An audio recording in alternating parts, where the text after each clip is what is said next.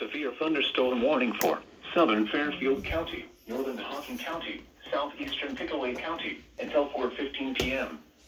At 3:37 p.m., a severe thunderstorm was located near Kingston, moving northeast at 45 miles an hour.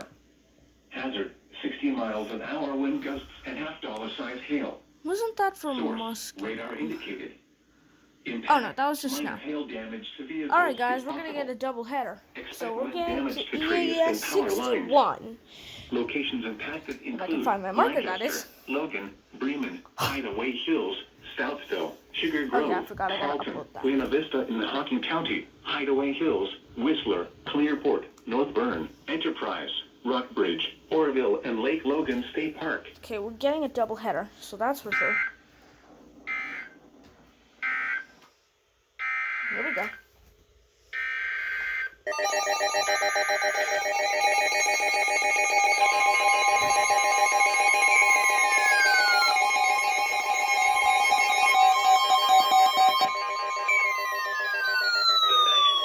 What the hell?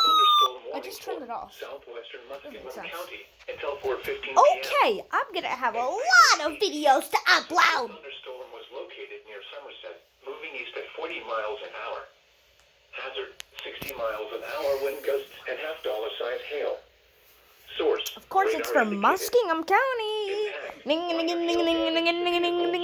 Expect wind damage to trees and power lines, resulting in some power outages. Locations impacted include Zanesville, South Zanesville, North Zanesville, Philo, Pleasant Grove, Gratiot, Fultonham, Campbellville, Duncan Falls, East Fultonham, Drake, and Dillon State Park.